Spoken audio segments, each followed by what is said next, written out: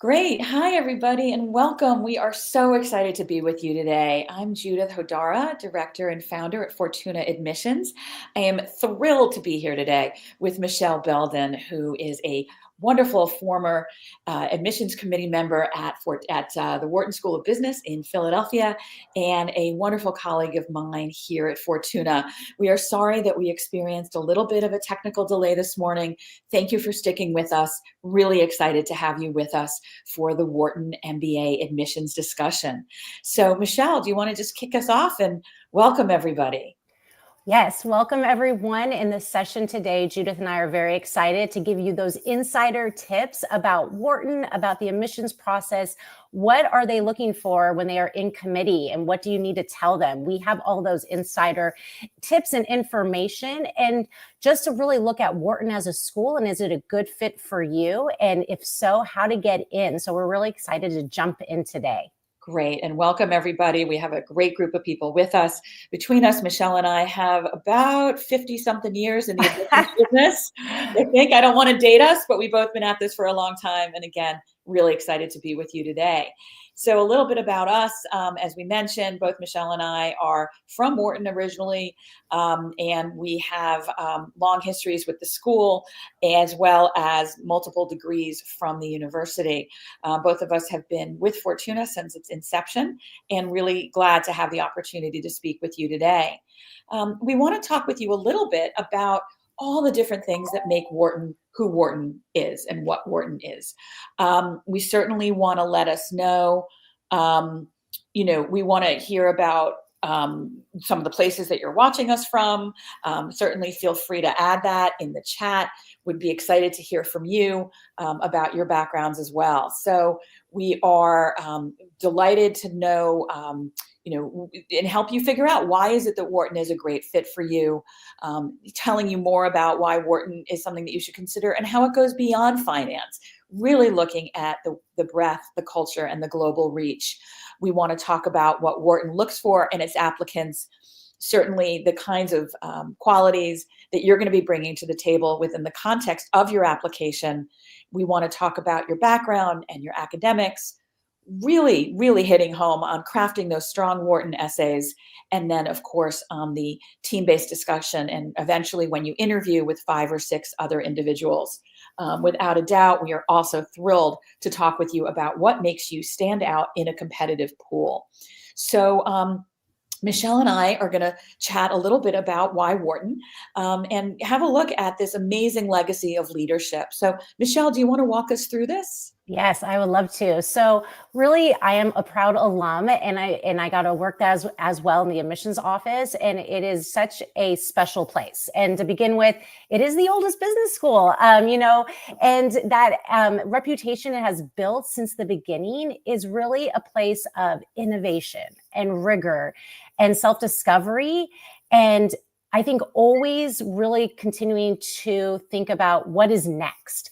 And that is something at the end of this slide it talks about, but that our new dean, or she's been there for a couple of years now, but Erica James really has invested in this space to keep Wharton on the cutting edge. So I think that's something the students and the alums are really proud of, and continue to, push forward.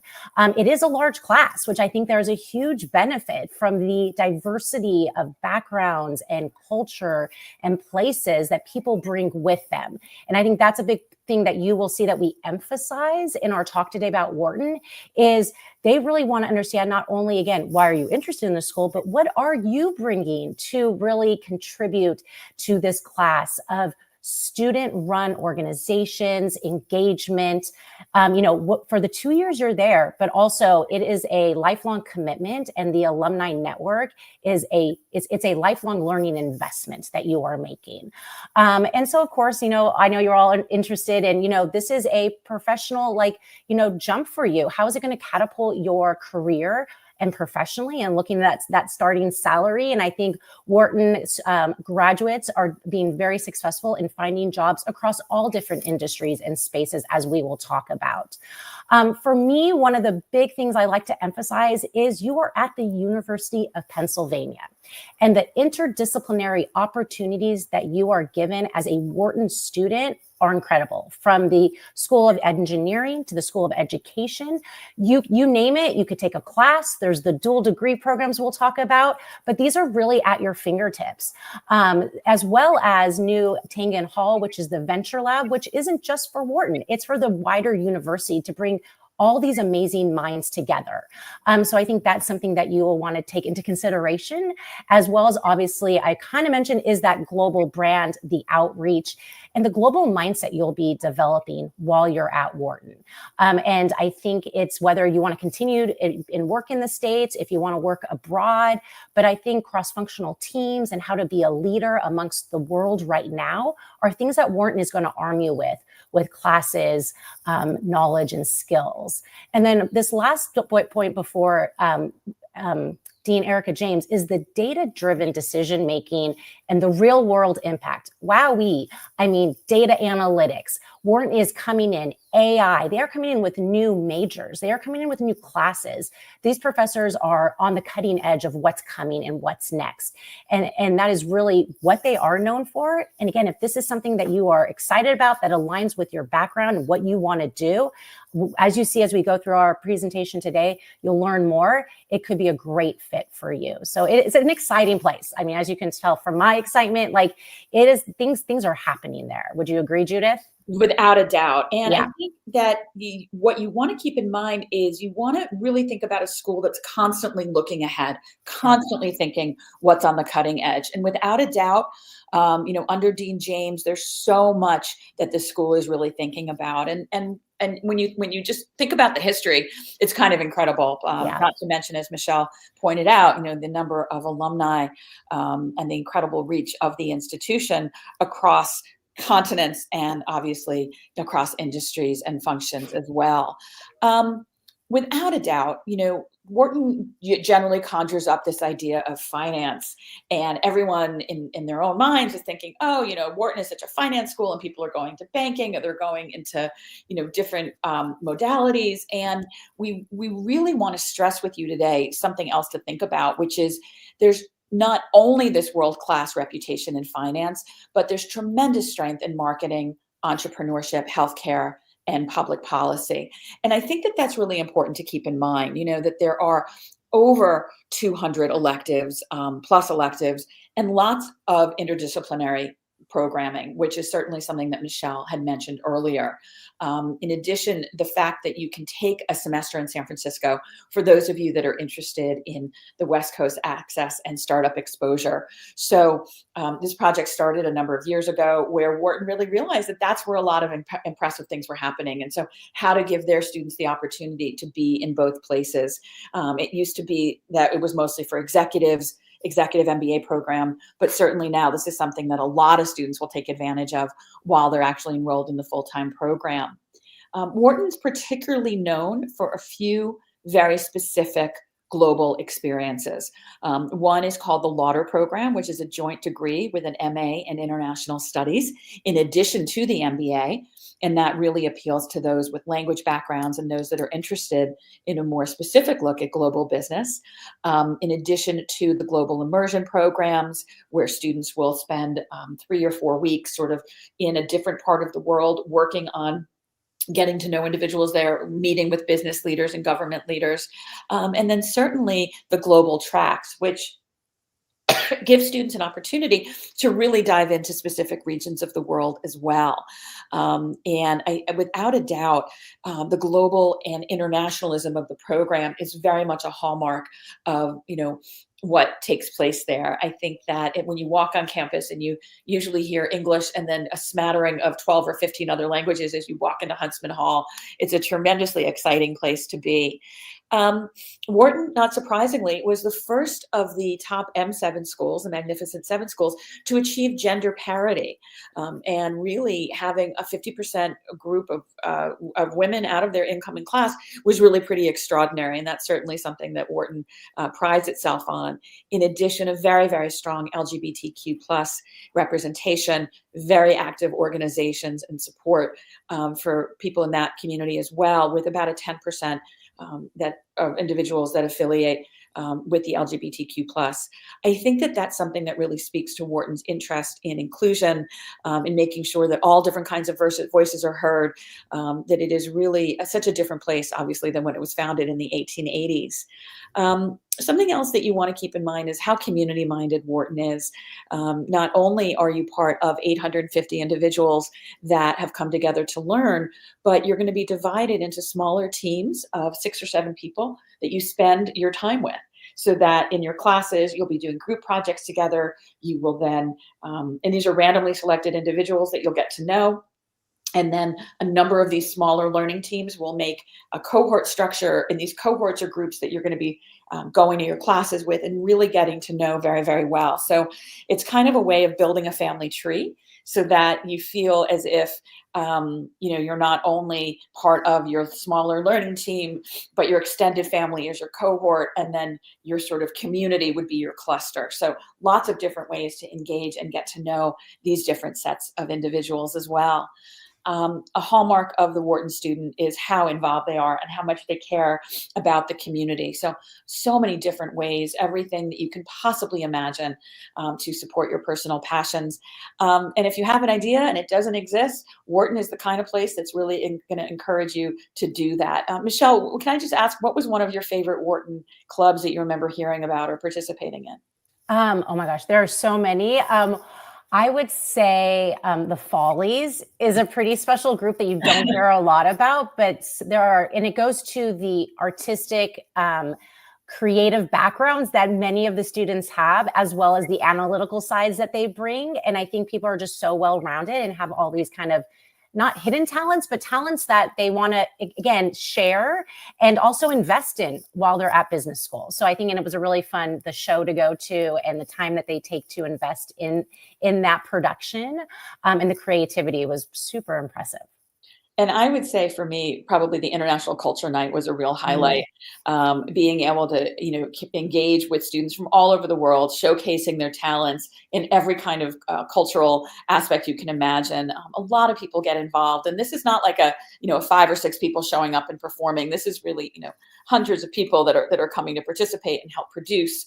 So it's really a terrific way to support the community as well. Let's talk, Michel. And you and I can, there's so many different ways to talk about these qualities, but why don't you kick us off with leadership potential? Okay. First one.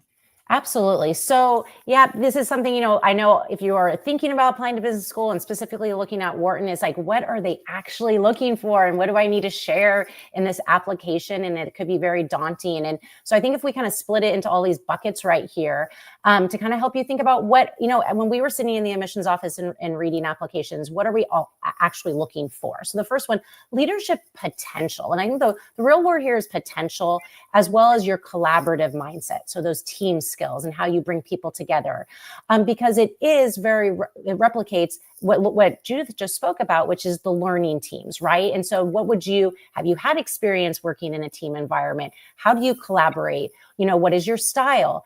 And then really focusing on that leadership. And it's the potential, because most people will have maybe a little bit of some experience. It could be management experience and leadership opportunities, but probably not in title, in the sense of you all are just, anywhere from 2 to, let's say, 6 years out of undergrad.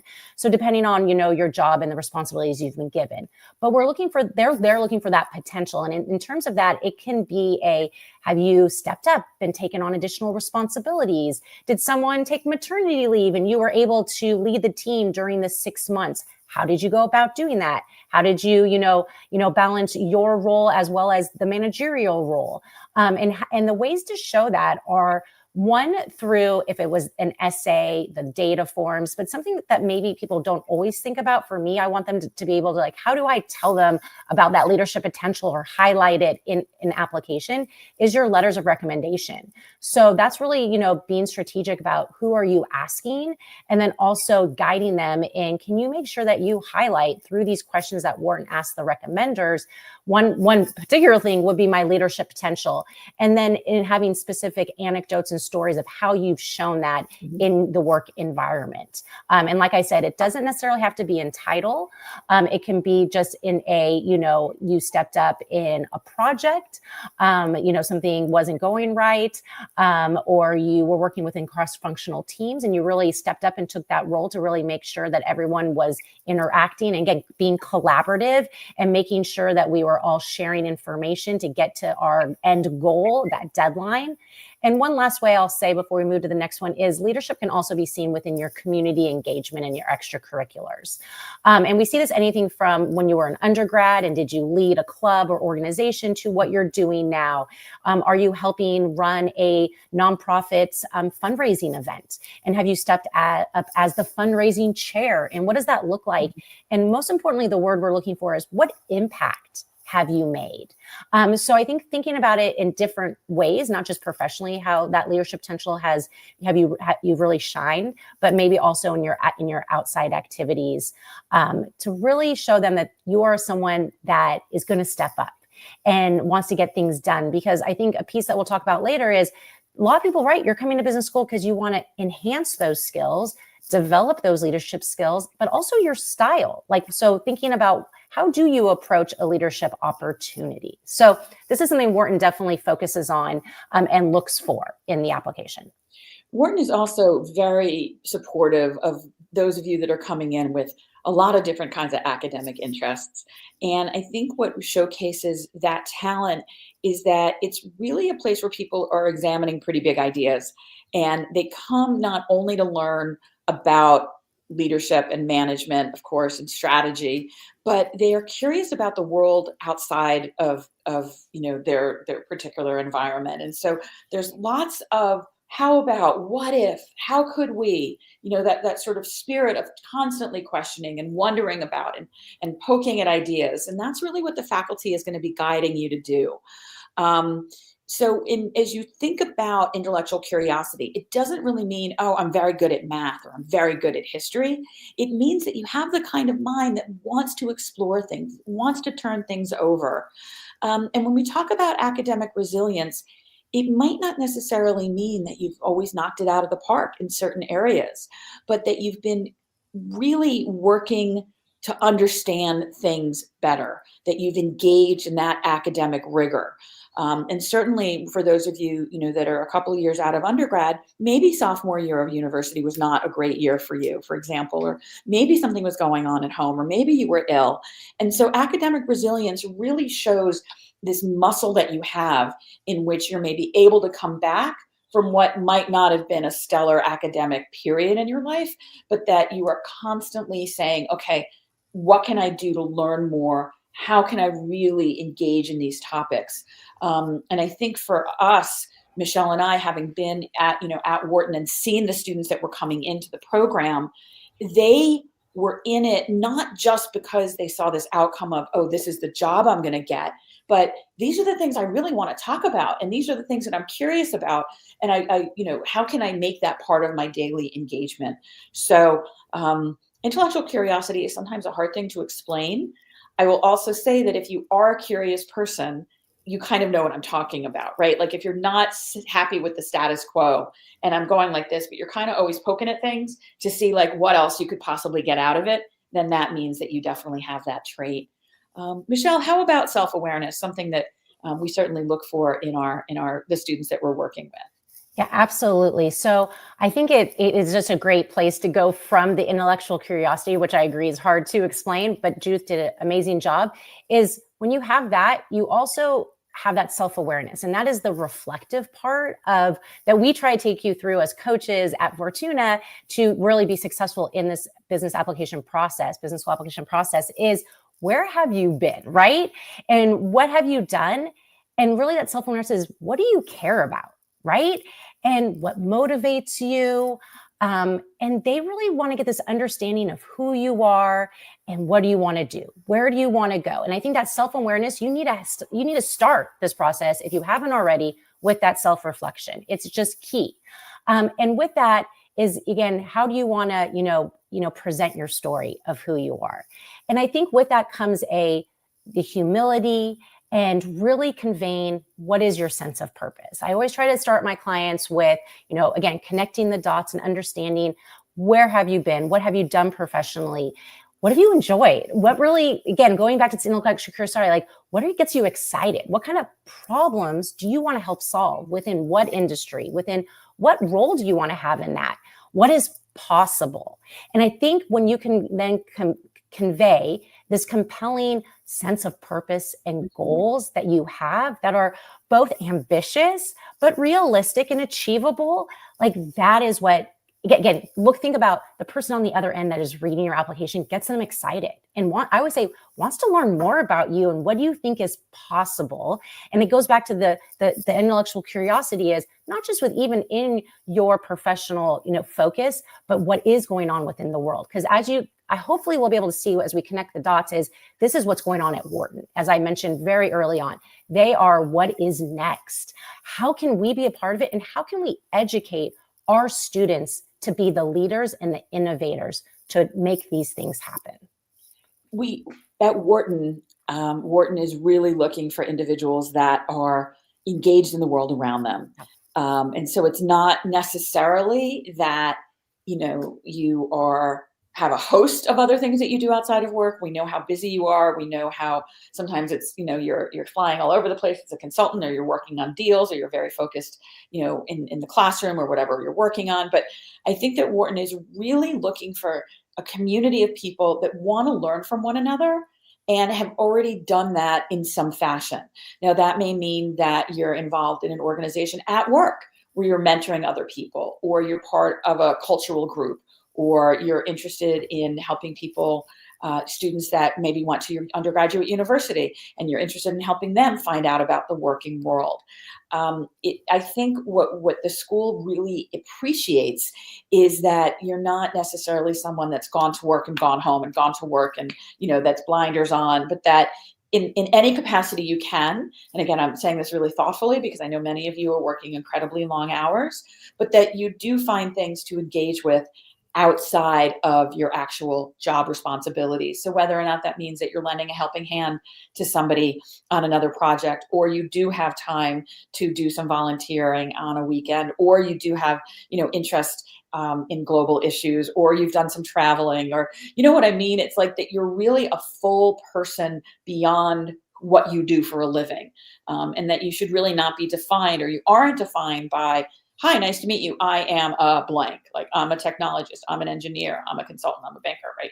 Like those are things that help that help the school to see what you do for a living, but not necessarily who you are as an individual. So definitely, and this is also an exciting part of Wharton, is that it really tends to attract individuals that are very interested in making the organizations that they're a part of, or their communities, a stronger and more impactful place as a result. Yeah, I'd say Wharton students are doers, right? They jump in, they want to be part of things that get them excited. Again, that's why Wharton is big, but you find your place. And I think that's what it's all about and that's also a piece of the application, is sharing with them, where are we going to find you on a daily basis, on a weekly basis, on Fridays at Wharton? Where will we see your engagement? And that goes to our last point of just showing that you do have this track record of engagement. And it's not the quantity of things, it is really the quality, right? So going to Judith's point, you don't just do the work thing, but there's something else, or maybe two things else, right? But what have those been? Why have those been your focus? And how have you, again, been impactful within that space? And again, I always kind of it could be from walking the dogs to anything, but that's what they want to learn about, because that is reflective of Wharton students. And then, as we'll get into it, that will fit into Wharton SA too, but this is really these qualities, and this is a key piece of who Wharton students are and what they are therefore looking for within each of the applicants. So a couple of things to keep in mind. We don't want to scare you, but there is a pretty heavy quantitative rigor of the Wharton program. You can see in front of you what those average scores are going to be on the GMAT, the Focus, and the GRE. We should mention the GRE is just as readily accepted as the GMAT, so there's no real difference there. But the GMAT and the GRE is just a part of who you are as an individual, right? So when Michel and I have been reading applications at Wharton, we were not defining anybody by what that score was. As a matter of fact, the first thing I would do would read the essays, and then I would read the resume and then the test scores. So I was really interested in getting to know the candidate, what it was that they were bringing to the table, how it was that they were going to impact the community. And so that score, is going to be a part of the conversation, but by no means is it going to be the entire part of the conversation. And certainly if you take one thing away from this today, it's understanding that Wharton really wants to get to know you as a person. And that's why they want you to share a lot about you. We're going to be talking about the essays in our next discussion. We really recommend that if you've had a little dip in your academic experience, I explained earlier, if there's been like illness or you just were out being 18 and didn't really pay attention to school for a semester, that optional essay can really help the schools that you're applying to, including Wharton, understand any academic dips that you might have had. And that's always an acceptable way of explaining it. We recommend that you go ahead and let the schools know what's going on. They don't want to have to guess, well, what happened to you junior year? It's much better if you come clean about it in the beginning. We recommend that there are lots of different ways to find the academic and quantitative aptitude. So if that GMAT or GRE quant score is not where you want it to be, certainly your recommenders can talk about your abilities. They can talk about how much you brought quantitatively to the team. We do recommend in some cases that you take an outside class in statistics, finance, or accounting. Certainly lots of different ways you can do that. We can speak with you offline about good sources to find out more about how to do that. And just to keep in mind that there's so many ways to showcase who you are and how you are academically talented. So if that GMAT score or the undergraduate GPA is not really showing it, keep in mind that there's lots of different levers that you can pull and to help showcase how it is that you're coming with that academic preparation. I want to ensure that you understand that this is not meant to be punitive. It is a recognition that Wharton just wants you to be able to hit the ground running when you get there.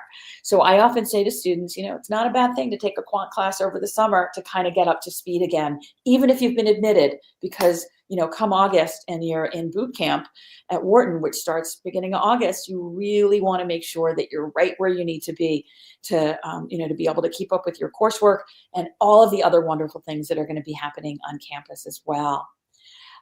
We at Fortuna spend a lot of time talking about career goals and what it is that you might want to eventually do with that MBA. The first question at Wharton is designed to talk about just that. And Michel's going to talk with you more about those different details.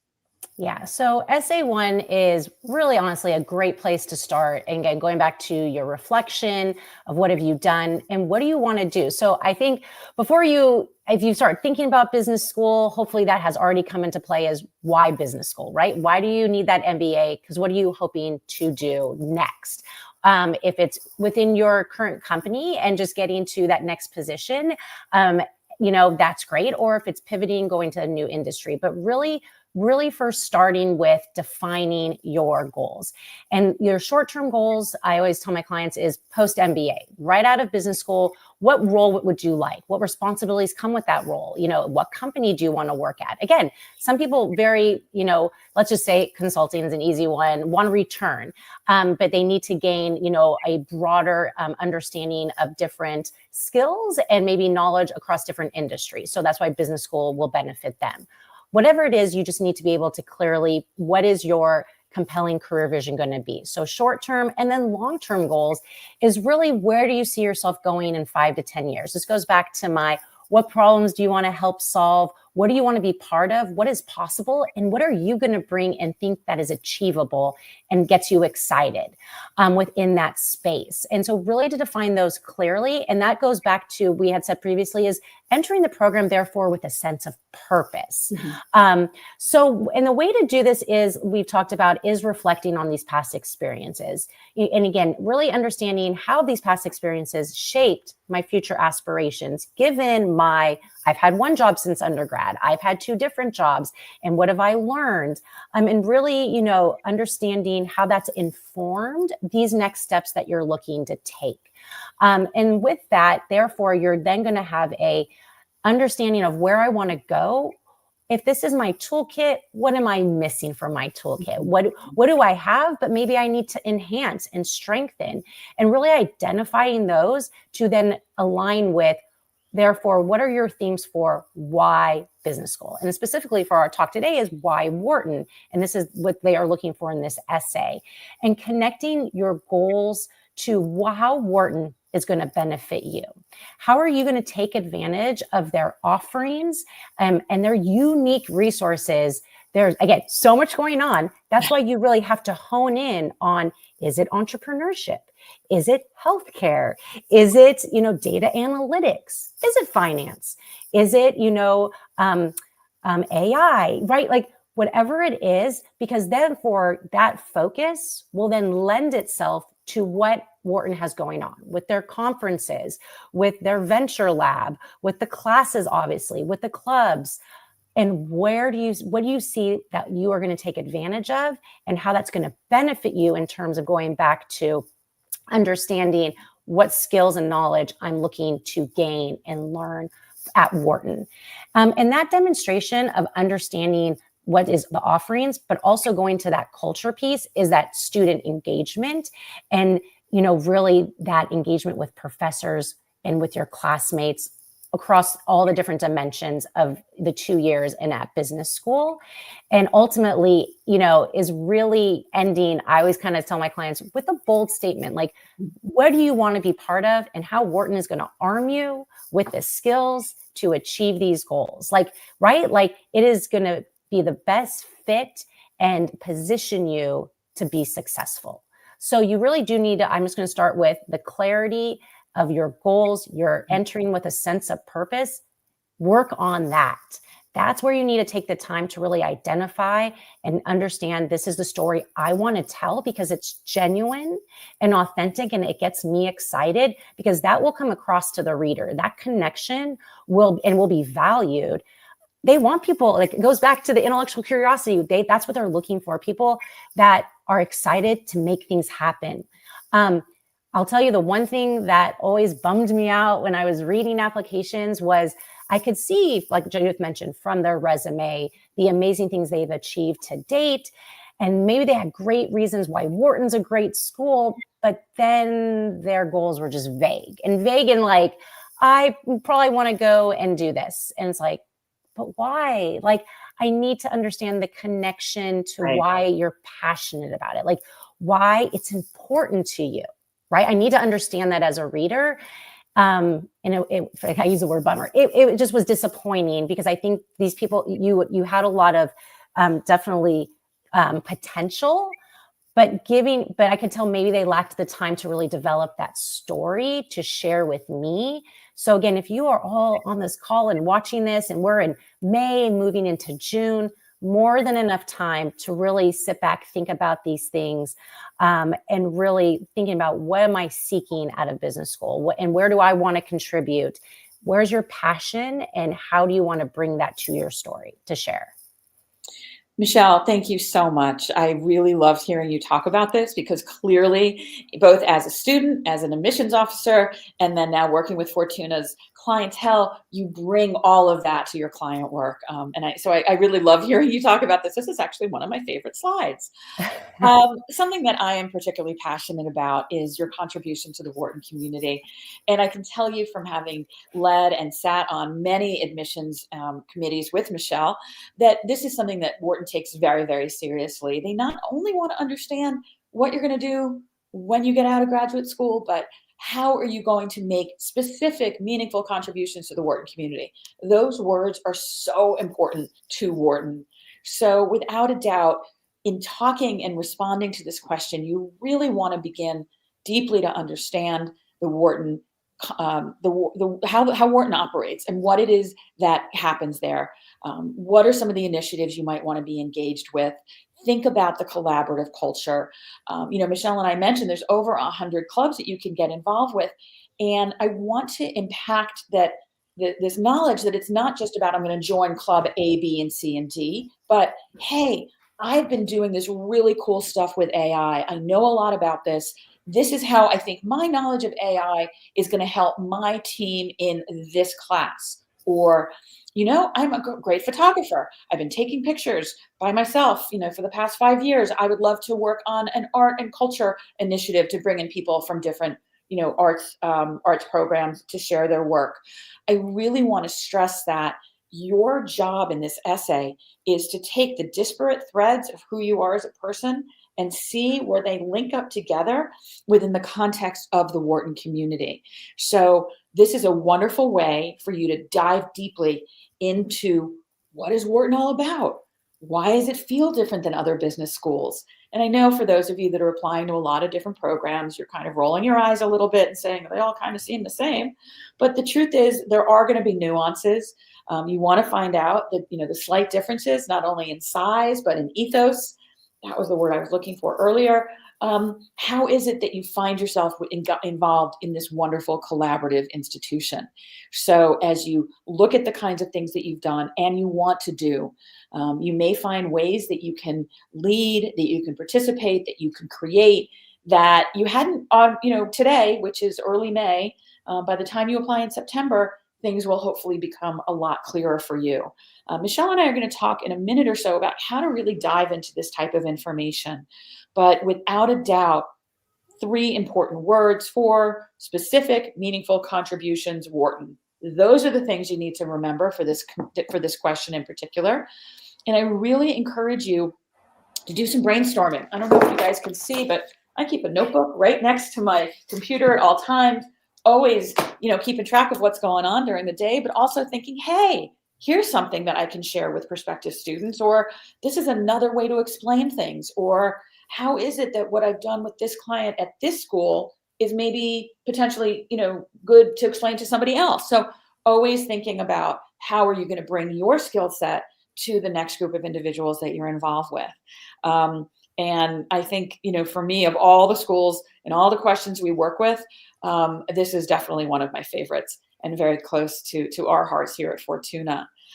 Michelle has the dubious distinction of talking about the common essay mistakes. Michelle, take it away. Oh my gosh. Okay. I think I kind of maybe touched on the first one, is the being generic. And as I said, vague, or, just cut and paste content. It definitely shows. It's unfortunate. And I feel like, more and more, I think people are getting better at this. I feel like at least my clients as they come in, but definitely something you want to be aware of. So you definitely don't want to be just cut and paste from one to the other, if you're working on different schools. And then the next one, which I'm so glad I forgot that is on the slide that I did not mention, is, especially this is for like essay 1 for Wharton, is the laundry list of courses without any personal context. So when they ask you, like, what do you want to do and how's Wharton get? Okay, these are all the classes I want to take at Wharton. And my first is like, no, that is not how we want to go about this. Okay, maybe 2 to 3 classes specifically that you mentioned. And it is the why. Again, what are you going to benefit from those classes? How is it going to build on your background in healthcare management and understanding how the different X, Y, and Z work? Like, you really have to be, again, personalize what experience that you're looking for or what you're looking to gain from this specific course that you name. So definitely stay away from laundry lists of courses within essays. And then here, the next one, under-explaining why Wharton is uniquely right for you. I mean, I feel like we've emphasized it, so clearly that would be a miss. Again, for any of the schools, read the prompts, answer the prompts questions. And for Wharton, this is something, again, my clients with both essays, and what Judith just said is, if you've done your homework and research and you've already identified, oh my gosh, the trek, the conference, the class, the professor, this club, and you haven't, where strategically am I going to fit that into these 2 essays to help them understand me and what I really am looking to engage in. And so identifying those and being very strategic. So again, that's, don't underexplain the Wharton thing. There's just too many opportunities to learn these Wharton offerings and what it is and what you can gain. Flexible curriculum. What does that mean for you? You went to, had an undergrad business education. Therefore, you really want to focus on these 3 areas, right? Like you need to be that specific. Forgetting to demonstrate what you'll contribute to the community. You know what? If you forget that, then you probably didn't write essay 2, because essay 2 is going to nail that one, right? Like Judith just went over it. But these are good things we just want to go over. So we'll go over quickly. And then finally, not giving the reader a reason to advocate for you. And what does that mean? Is kind of what I said before. You want to connect with that reader. You want to shine in all the different areas. I will tell you, the data part, the data portion of the application is kind of minimal compared to some other schools, but there's definitely opportunities to give them as much information as you can about yourself.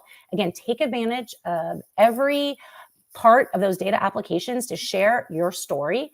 You have the resume, you can shine there, strategically picking your letters of recommendation, your recommenders, and then obviously the essays.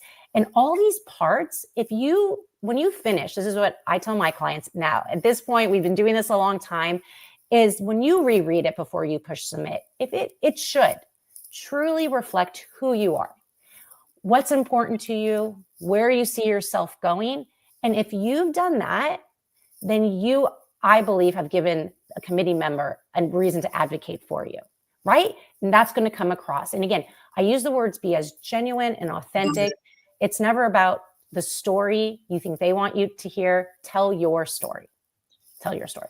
And the last thing I'll say about advocacy is that admissions directors and committees go in wanting to admit you.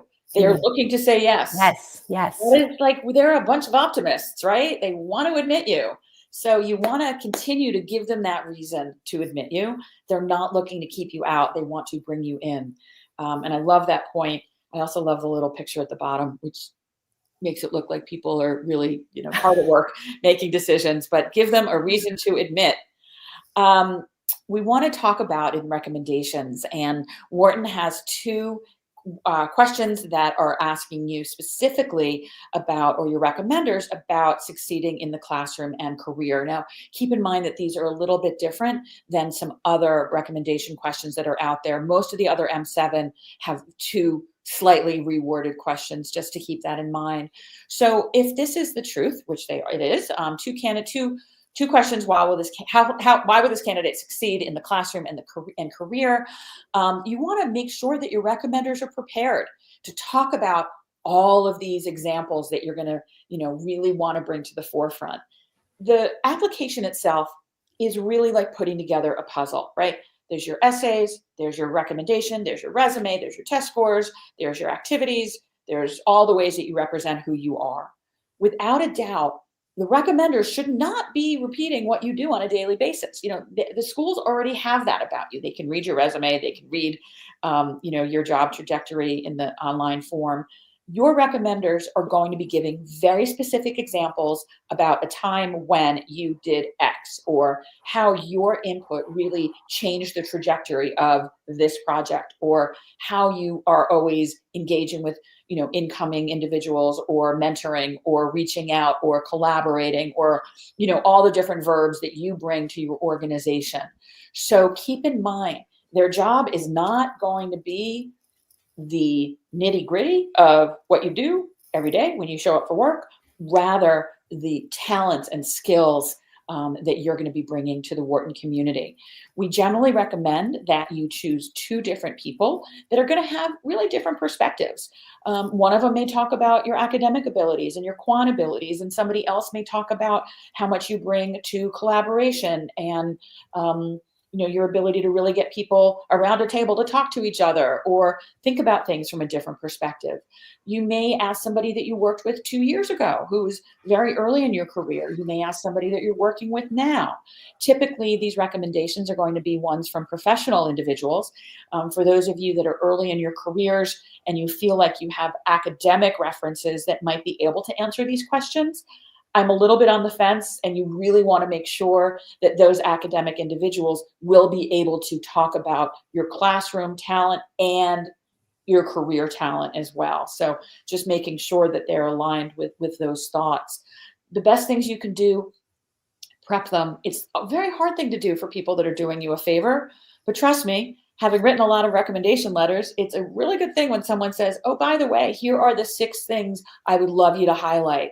Now that individual is not telling me what to write, but they're giving me suggestions. So I could talk about the things that are really important for them and not kind of going off on my own tangent. It is, again, a little tricky sometimes to manage. Like, thank you for writing this. And oh, by the way, here's a piece of paper. But I think that most individuals that are writing recommendation letters do appreciate that kind of support. So keep in mind, this is not necessarily going to repeat anything else that we already know about you. From an admission standpoint, it's going to be possibly new examples, new ideas about how it is that you are on a team as a collaborator, as a leader. And this is very much in your hands. That is surprising for a lot of people. Oh, I turn over my recommendation questions to my recommenders and then I'm done. The truth is, you can manage this pretty tightly all the way up into submission. So do yourself a favor, think about your recommenders, meet with your recommenders, make sure they're comfortable writing on your behalf, keep them updated as to how your applications are going, make sure you thank them, make sure you also give them a final update about what your decisions are at the end of the year. People like to be brought along on the whole process. And I have found in my experience, professionally, that that's really helpful when I've worked with somebody and then I actually know, oh, that's great. Really happy for you to be going to school X. So recommendations and how to manage them are really, really important part of the process. Michel, the team-based discussion, one of our favorite things to work on with students, has been around for quite a while. So why don't you tell us a little bit about how you view it and how you help students prepare for it? Yeah, it's actually, first of all, if you get our goal, I think, as coaches, is always to get you to this point, is to get you to that interview, to get that invitation to join one of the team-based discussions, which is a unique interview at any of the business schools. And I think after we have prepped our clients, when we hear back from them after they've done it, they've really enjoyed it. I think they appreciate it. It's a different way to go into an interview, but I think Wharton does value this discussion-based, collaborative. If this was your learning team, what part of the team would you be? What would you bring to it? And it's really an interesting exercise, and it has been working for them because they've had it now 10 plus years, right? So they are not moving away from it. It's anywhere from 4 to 6 candidates. All of them now, since COVID, are virtual. So everyone is doing the same thing. And it really is, and everyone's in the same boat. And they're going to give you a new prompt every year. So, going into it, what is the question that you're asking to help solve as a group? You will come prepared with your pitch. It's 60 seconds or less, just to give an overview to your group. Given what we've been asked to do, here are my ideas. After everyone does that, then you're going to jump in and have a discussion for about 25 minutes with a final presentation. Now, how do we prep our clients? First is what is the question? How can you bring your background to answering this question and be thoughtful? But ultimately, at the end of the day, they are not looking to see, did you have the best answer? They are really looking to see how do you engage in a team environment? What do you contribute? Are you helping the ball move forward? How do you include others in the discussion? Are you a thoughtful leader as well as a listener? It is a timed session. Therefore, are you being mindful of watching the time and helping your group move forward? You don't want to dominate. Really elevating others. I tell my clients, the success of the team is your success.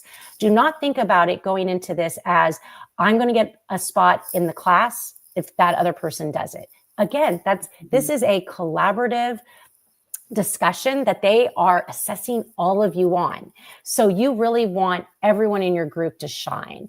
And therefore, your idea might not get picked. Therefore, you let it go and you jump on board with the idea that's picked, and you can contribute as you can. Sometimes they're very specific to maybe an industry or an idea, and my clients can get concerned. I'm like, well, let's plan for that. Let's think about what can you bring, and what you can bring. People don't always think about is like, again, how do you think about if you work in teams in your career, how do you show up? You always come prepared, but sometimes you have to be adaptable. So if we think of words about adaptability, teamwork, and skills, again, those thoughtful listening. Okay, how can we think about this? I love your idea, but maybe it makes more sense to do this. What do you guys think? So just throwing that ball around. But again, it's a great exercise. We prep our clients. We do a mock session of this to help them kind of get the butterflies out. But it's really just coming in being confident, being thoughtful, flexible, and really excited to dive in. And again, they see that on the other end. And those are the skills that they are assessing. I feel like I'm probably forgetting some skills, Judith. But what else would you say about the team-based session? But be excited about it. It's kind of a fun exercise. It really is. And I think that just knowing that there's no right answer, have a bottle of water next to you, and just, try to make sure that you're really, it's like a discussion that you guys would have every day at work, right? Yeah. Where there's give and take. This is nothing unusual, which is why Wharton started doing it.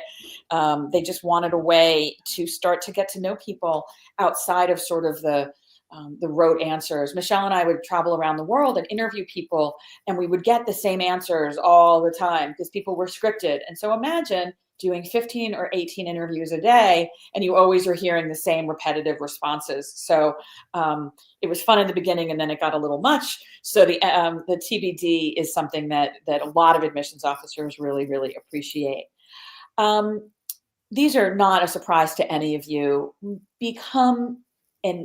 me back up. You are really going to shine if you are authentic. So who you are, everything that makes you, all of those beautiful pieces of your individuality is going to be what Wharton's going to respond to. They're not looking for you to be perfect. You don't have to have a 4.0 and a great, perfect GMAT score and, have started 7 organizations and be the best performing analyst. This is really real life, right? So thinking about what it is you want to get out of the program, where are your strengths, and what are the things that you want to work on? Right? So if you were perfect, you wouldn't have to go to business school. And I think that's important to keep in mind, that Wharton is really looking for you to be able to have that growth potential and come to the program with that full self-awareness. Michel, do you want to talk about some of the hobbies and challenges? Oh, sure. Let's see. So unique hobbies, life stories, and challenges. This is being able to be self-aware and reflect and identify what has challenged you, if anything. What is your origin story? What has made you who you are? And some of the things that we do with our clients is just this brainstorm session and discussion to learn more about you, because something that might have happened, or someone that's been mentoring you might not think as a real memorable, like it might be memorable, but maybe that's a key just to sharing your story. Because again, you get very limited space to do that. But I think, again, what about you makes you you? And that is really all you can do. So thinking about how can you share those if it's a unique hobby. I actually don't love the word unique, but I think it's like, what do you love to do, right? But everyone has their own life story. And I think there are different things that have, again, gone well or haven't gone well. Be honest with struggles, and how have those shaped who you are? How have certain people in your life shaped who you are? And whatever that is, don't you want that? That's what you want to tell them. So I think just, again, I think being as, open, vulnerable, and honest.